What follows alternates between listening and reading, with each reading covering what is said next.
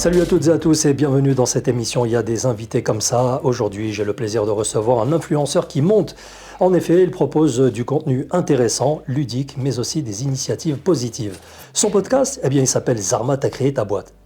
Vous le comprenez donc, nous allons parler aujourd'hui d'entrepreneuriat, mais également de performance. Farid, salut à toi et bienvenue. Salut Fawzi, merci de m'inviter à ton émission. Eh bien écoute, c'est très gentil aussi d'avoir accepté mon invitation. Alors, Zarma, tu as créé ta boîte. D'où est partie l'idée de ce concept et parle-nous un petit peu du contenu.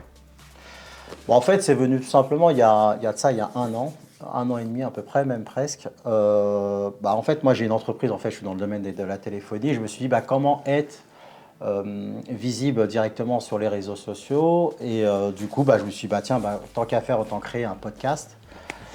Et du coup, de fil en aiguille, comme ça, quand j'ai créé ce podcast, j'ai commencé à interroger un premier chef d'entreprise. Donc le principe, bien évidemment, c'est de parler de tout ce qui est échec et succès d'entrepreneurs.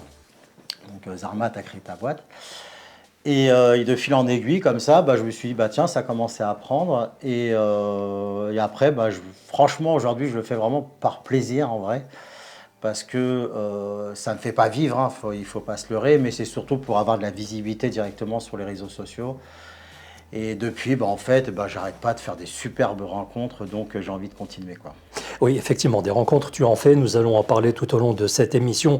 Alors, il y a quelque temps, sur ton fil info, sur ton TikTok, tu avais lancé un appel en direction des jeunes pour les encourager à concrétiser leurs rêves. Parce qu'il y en a beaucoup qui rêvent, malheureusement, il y en a peu qui passent à l'action. Exactement, en fait, c'est donc le jour de mon anniversaire, mes 52 ans, donc le 24 septembre de cette année. Effectivement, donc j'ai fait une vidéo, en fait, où j'expliquais aux jeunes, vraiment, lancez-vous, parce que c'est vrai qu'en ce moment, on est un peu quand même dans une période de crise. Souvent, des personnes vont vous dire, oui, mais moi, j'arrive pas à trouver un taf, j'arrive pas à trouver ceci, patati, patata. Donc du coup, moi, ce que je l'encourage vraiment, et je le fais aussi avec mes propres enfants, hein. J'ai un gamin, moi, qui a 18 ans. Et j'ai toujours dit à mes enfants, d'ailleurs, je me souviens de mon fils quand il était petit, il me disait, mais papa, moi j'ai envie de devenir pompier. Et je lui dis, non, tu ne seras pas pompier, mon fils, tu créeras toi-même des casernes de pompiers. Donc en fait, en gros, je commençais à lui expliquer que il y a une autre voie que le salariat, il y a l'entrepreneuriat.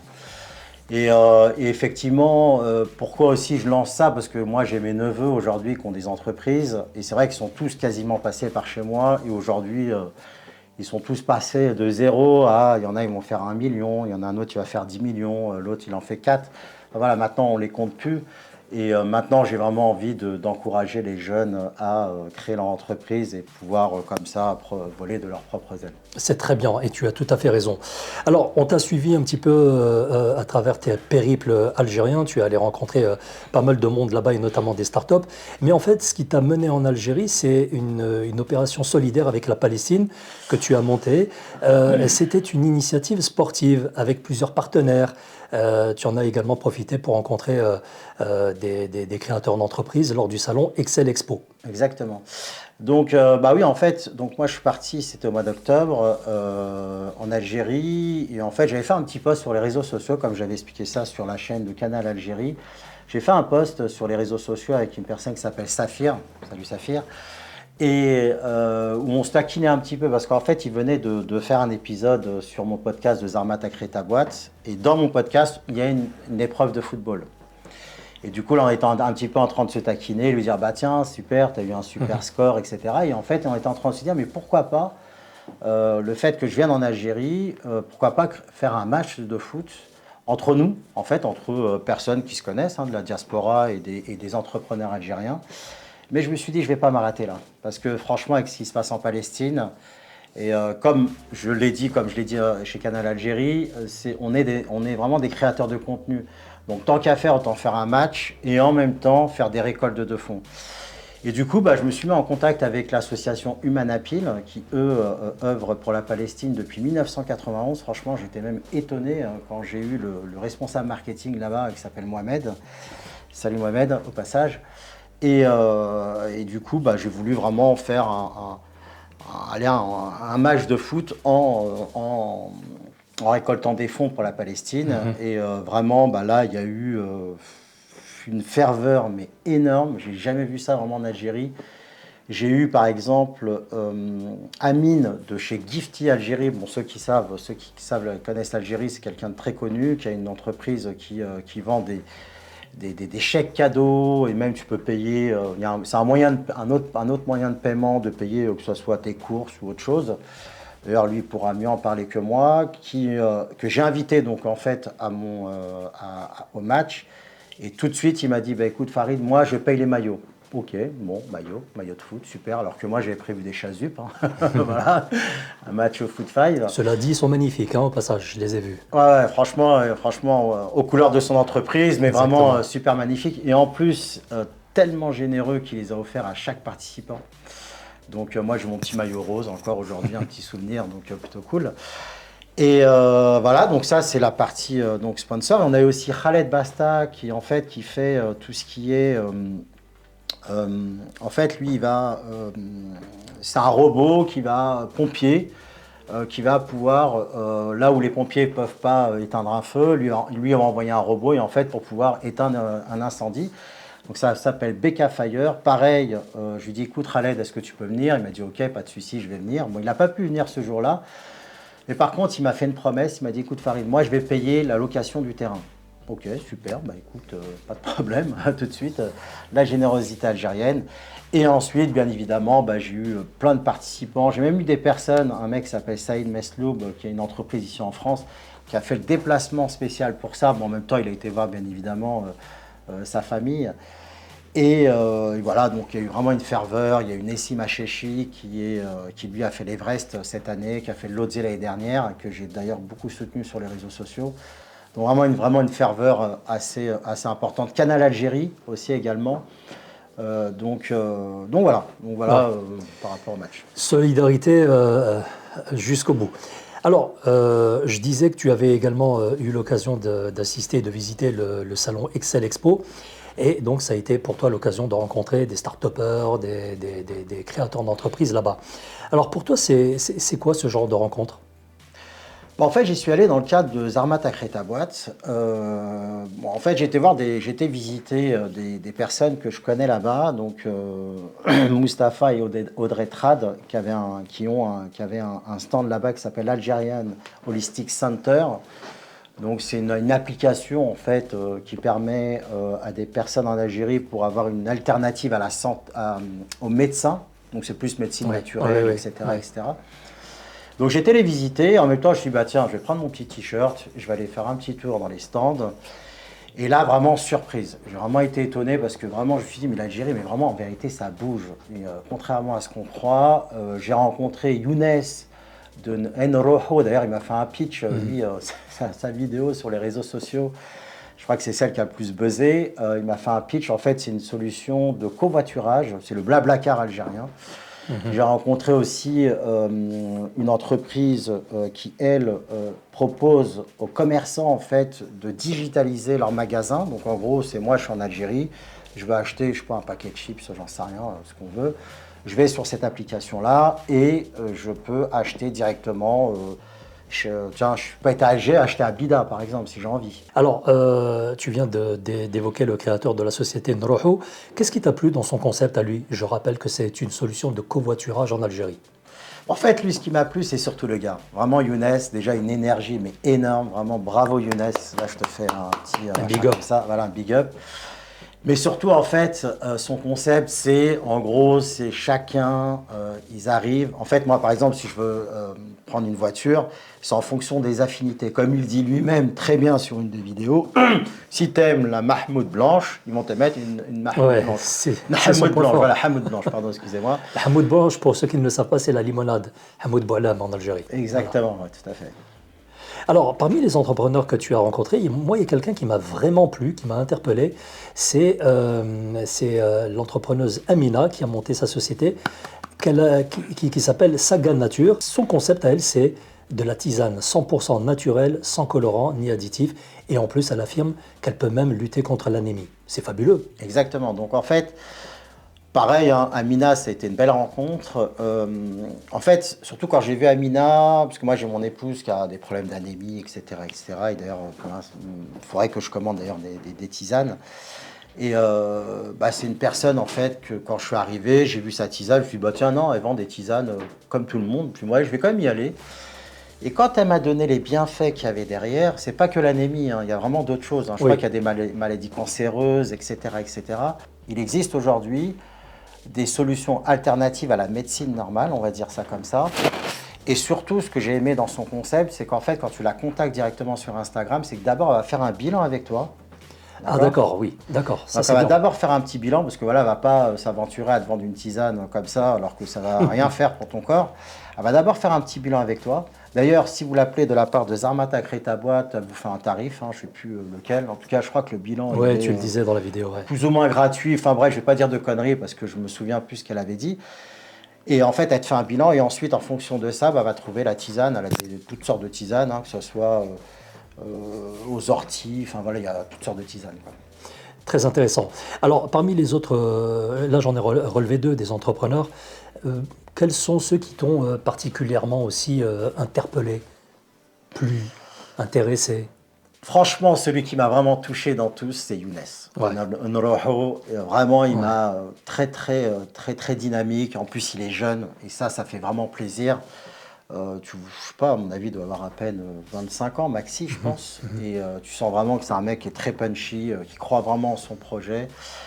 Après, il y a une autre personne aussi avec lesquelles où vraiment j'ai eu mon petit coup de cœur, c'est Algerian Holistic Center, donc Mustapha et Audrey. Bon, eux, c'est plus des personnes de la diaspora qui se sont installées en Algérie. Eux, ils ont vraiment un principe qui est très intéressant, dans le sens où, pareil, qui touche à la santé. Donc, et c'est une manière holistique aujourd'hui de gérer sa santé, tout simplement. Alors, pour Zarma, tu as créé ta boîte. Qu'est-ce que ça représente justement de participer à un salon tel que le salon Excel Expo? Pour Zarma, tu as créé ta boîte. En fait, c'est parce que forcément, quand tu vas dans un salon comme Excel Expo, forcément, c'est que des startups, donc des entreprises qui viennent de se créer. Donc, c'est pas déconnant d'aller voir des entreprises qui sont en train de créer leur boîte. Donc, le principe de Zarma, tu as créé ta boîte. Puis en plus, Zarma, c'est un peu un terme qu'on va beaucoup utiliser en Algérie, donc forcément, ça matche bien quand je vais là-bas. Et est-ce que tu as eu envie, à un moment donné, de faire des interviews plus longues avec eux? Parce que là, ce qu'on voit dans ton TikTok, c'est des interviews très courtes, c'est du one-shot, c'est des petites rencontres. Mais est-ce que tu aurais voulu faire plus long avec eux? En fait, il y en a avec lesquels j'ai fait des longs interviews, donc c'est le principe justement de Zarma, t'as créé ta boîte, c'est un podcast. Où là, je vais interviewer des personnes. Là, on va rester pendant une demi-heure, une heure. Ça va dépendre si la personne est bavarde ou pas. D'ailleurs, quand vous allez sur ma chaîne YouTube, vous avez plein de personnes que j'ai interrogées. D'ailleurs, là, le dernier en date, c'est Tarek Aguenou, qui est le Head of Sales de Yassir Express, avec lequel il nous a partagé des tips sur les techniques de vente. D'ailleurs, ce mec, c'est juste une pépite. Ce qui m'a, franchement, c'est gratuit. Je vous le donne gratuit. Pour celles et ceux qui se lancent en B2B, vraiment, c'est une pépite, ce mec. Donc, voilà. Alors, tu as eu également l'occasion d'interviewer donc, le directeur du salon, Excel Expo, qui était très positif sur les retombées tant médiatiques que commerciales. La visite de 3 ou 4 ministres algériens sur le salon. C'est le plus grand salon e-commerce d'Afrique, me dit-on. Exactement, ouais. Donc, pour toi, qui as eu l'occasion de discuter avec ce directeur, qu'est-ce qu'il en ressort? En fait, ce qu'il en ressort, c'est surtout que il y avait plus de, je ne sais plus combien de milliers de participants, d'exposants, des personnes, comme il le dit, voilà, exactement, plus de 200 et quelques startups, des milliers de. Franchement, il était plein. Quand tu te baladais dans le salon, tu étais comme ça, en fait. Et surtout, ce que j'en retiens, c'est que ce qui fait plaisir, c'est que l'Algérie bouge. C'est ça qui est le plus important. Mais qu'est-ce qui fait que justement ça bouillonne autant là-bas? Je pense que c'est la jeunesse. Honnêtement, là-bas, il y a vraiment une jeunesse. Après, je ne dis pas que c'est toute l'Algérie. Voilà, tu as toujours une minorité de chefs d'entrepreneurs. C'est comme tout, c'est comme ici en France. Mais en tout cas, ceux qui veulent bouger, et celles et ceux qui veulent bouger, eux, tu sens qu'ils ont envie de. Ils sentent qu'il y a vraiment un marché à prendre. Parce que l'Algérie, c'est quand même un marché, je pense, en tout cas, à mon avis, moins dans 2 ans, mais qui est vierge. Donc, justement, si vous avez un super projet, allez-y, allez en Algérie. Faites des salons comme Excel Expo et vous verrez que l'Algérie est en train de. Ça bouillonne en fait. Ouais. Alors maintenant, on va parler un petit peu de toi, hein, personnellement. Dans ta vie professionnelle, tu as lancé la première académie 100% BizDev, Business Développement en téléphonie B2B. Alors Exactement. ça, donc B2B, on est de l'entreprise vers l'entreprise. Exactement, ouais, tout En à quoi fait. ça consiste? Explique-nous. En fait, moi, ça fait 22 ans que je suis dans la téléphonie B2B. Donc voilà, donc ça c'est mon métier de base, hein. Et donc en gros, ben, moi je revends des offres, que ce soit de téléphonie fixe, mobile ou Internet. Donc ça en partenariat avec des opérateurs français. Donc ça fait 22 ans que je fais ça. Et d'ailleurs, pour rebondir à peu près par rapport à un de mes neveux, qui lui aussi s'est aussi lancé dans la téléphonie il y a 15 ans, aujourd'hui il fait des millions de chiffres d'affaires. Donc voilà, donc comme quoi que ça marche. Et je me suis dit, bah, pourquoi pas Farid, tu arrives quand même à un âge où je pense qu'on est là aussi pour transmettre à un certain âge. C'est ça. Et du coup, bah, c'est comme ça que m'est venue l'idée de la Sales Telecom Academy qui permet à des personnes de se lancer comme moi dans la téléphonie B2B parce que c'est vraiment un marché qui ne connaît pas la crise, hein. Chaque entreprise a besoin au moins d'un téléphone portable. Donc si vous vous lancez un business et que vous n'avez pas d'idée, bah, effectivement, c'est un business clé en main, tout simplement. Ouais. Alors pour revenir à Zarma, t'as créé ta boîte. Comment te vois-tu dans un an, dans 5 ans? Comment comptes-tu évoluer? Bah, en fait, Zermatt a créé ta boîte, je le fais vraiment par plaisir, donc je me vois comment dans un an ou 2 ans. Bah, surtout, ce que je veux, c'est essayer d'avoir des contenus un peu plus amusants, j'ai envie de dire ça comme ça. D'accord. Donc, le but pour moi demain de Zermatt a créé ta boîte, c'est de faire bien, toujours des contenus avec des entrepreneurs, mais plus dans un contexte, on va dire, amusant comme Ouais. le football, puisque je suis un D'accord. passionné de football. Ouais. Donc voilà. Très bien. Bon, on arrive presque à la fin de cette émission. Est-ce que tu envisages de relancer ou de remonter une campagne de soutien à la Palestine en Algérie? Ah mais ça c'est obligatoire, ça c'est obligatoire. Oui, oui, oui, oui, oui, franchement oui. En tout cas, en fait ce que j'ai peur c'est de lasser un peu les internautes, de dire ah ben encore lui entrant avec sa campagne de la Palestine, mais franchement tant que je peux récolter des fonds pour la Palestine, en tout cas ça je le ferai sans aucun problème. Et quand comptes-tu retourner en Algérie alors? Inch'Allah, janvier. En tout cas, si je ne retourne pas en janvier, j'y retournerai certainement après le Ramadan, donc au printemps. C'est très bien, parce qu'il fait très beau en Algérie à ce moment-là. Enfin voilà, le temps il est agréable. Ouais, Donc, ouais. voilà. Toujours pour aller à la rencontre d'entrepreneurs dans des Voilà, salons? toujours à la rencontre, bien sûr. Parce que maintenant, voilà, j'ai un réseau, donc forcément, Ouais. toujours à la rencontre voilà, d'entrepreneurs pour aller, je sais pas, aller se faire une bouffe déjà. Et pourquoi pas ensuite bah, lancer un match et s'il y a du monde, avec grand plaisir. Bon, ben ok. Merci Farid. Merci Fawzi, en tout cas ça a été un plaisir pour moi de participer à ton média, parce que franchement c'est plutôt, en plus des questions, c'est des superbes questions, c'est en fonction en plus de ce que j'ai vécu, donc c'est plutôt facile pour moi de répondre. Et puis bah, toi qui me regardes, crée ta boîte, Zarma, crée ta boîte. Crée ta boîte. Voilà, tout simplement, franchement lance-toi et tu verras que... Ça va finir par payer. Exactement, Merci. Salut Farid. Ciao, ciao. merci Fawzi.